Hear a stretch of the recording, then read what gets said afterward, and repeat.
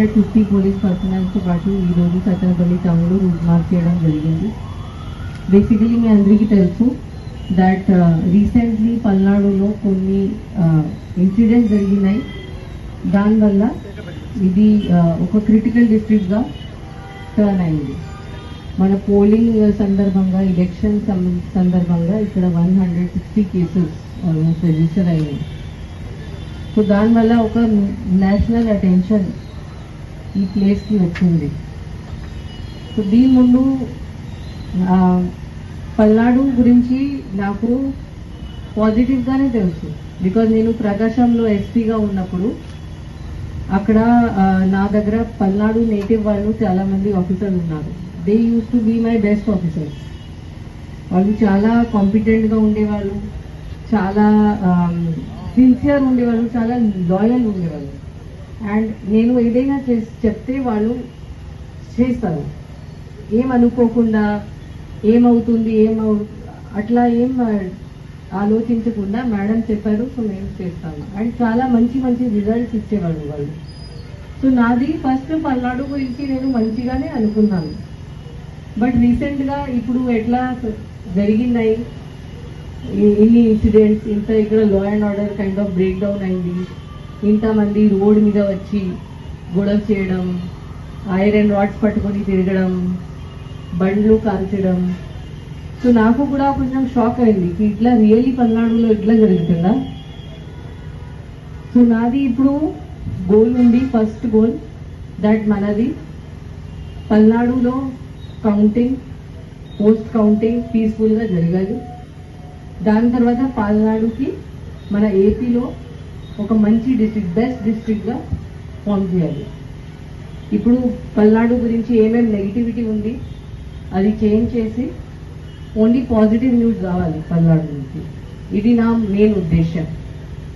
So ఇప్పుడు my first goal is that ఏం incident లేకుండా, ఏం నెగిటివ్ ఇన్సిడెంట్ లేకుండా మన 4th నాడు ఏం పోలింగ్ జరుగుతుంది అది పీస్ఫుల్గా జరగాలి. దాని తర్వాత కూడా ఏం ఇన్సిడెంట్ జరగకూడదు. సో దానికోసం మనం చాలా స్టెప్స్ తీసుకోవడం జరిగింది.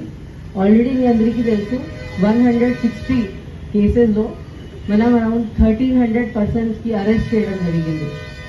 ఆ 1300 పర్సన్స్ ఇంతమంది అరెస్ట్ అయ్యారు. ఇక్కడ మన నర్సరావుపేటలో పల్నాడులో జైల్లో ప్లేస్ కూడా లేదు. ఇప్పుడు ఇక్కడ స్పేస్ లేకుండా ముద్దాయిలకి ఎక్కడ పంపిస్తున్నారు, రాజమండ్రి. ఆ పరిస్థితి వచ్చింది ఇక్కడ. అండ్ ఇప్పుడు 1200 పర్సన్స్ ఎవరు ఉన్నారు, అందరికీ నేను రౌడీ షీట్స్ కూడా ఓపెన్ చేస్తున్నాను. చాలా మందికి దీని ముందు బైండ్ ఓవర్ చేయడం జరిగింది. అరౌండ్ 300 పర్సన్స్కి దీని ముందు బైండ్ ఓవర్ చేయడం జరిగింది. వాళ్ళు అందరూ ఇప్పుడు బ్రీచ్ అయ్యారు.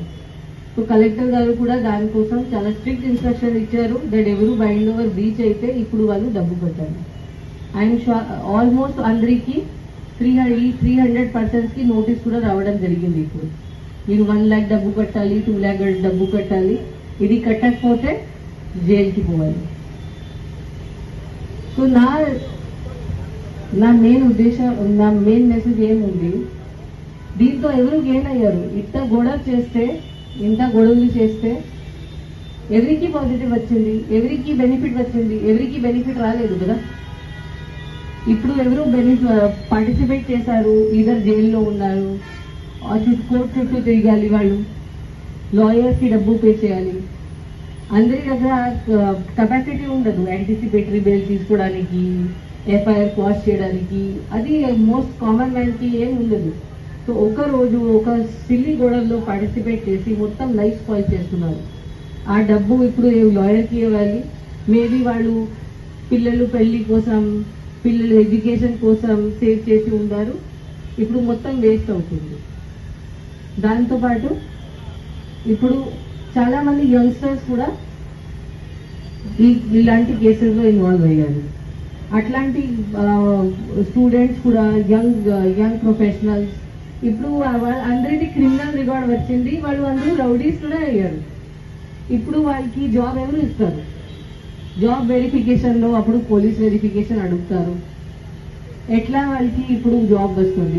మీరు ఎప్పుడు రౌడీకి హైర్ చేస్తారా? రౌడీకి అలౌ చేస్తారా మీ దగ్గర పని చేయడానికి?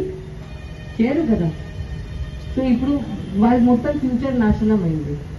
పాస్పోర్ట్ కూడా రాదు, బయట వెళ్ళి ఏదో చేయడం అది కూడా వాళ్ళకి అవకాశం రాదు. మొత్తం ఫ్యామిలీస్, కుటుంబంకి నాశనం జరిగింది దీనివల్ల. ఎవరు బెనిఫిట్ అయ్యారు? 2 క్యాండిడేట్స్ ఉంటారు, ఒకరు గెలుస్తారు, ఒకరు ఊడిపోతారు.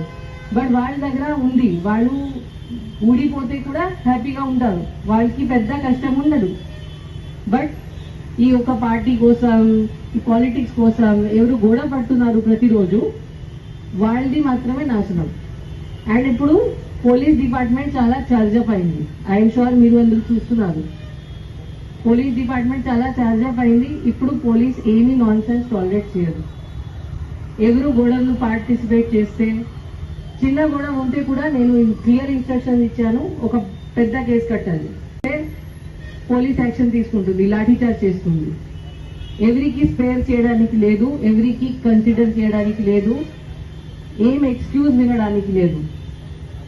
ఖచ్చితంగా యాక్షన్ ఉంటుంది. ఎవరైనా ఉంటే దాని తర్వాత పిల్లలు మిస్టేక్ అయింది, ఒకసారి ఛాన్స్ ఇవ్వండి, అది ఈ పరిస్థితిలో ఎవరికి ఏమీ ఛాన్స్ ఇవ్వడానికి లేదు. సో మీరు ఇది అనుకుంటే తర్వాత నా లీడర్ గారు చెప్తే రౌడీ షీట్ క్లోజ్ అవుతుంది, అడ్డీ కూడా ఉండదు. ఇవి అన్ని ఎలక్షన్ కేసెస్. ఈ కేసెస్ ఎలక్షన్ కమిషన్ కి కూడా రిపోర్ట్ వెళ్ళింది, ఈ వీళ్ళు మన రౌడీ.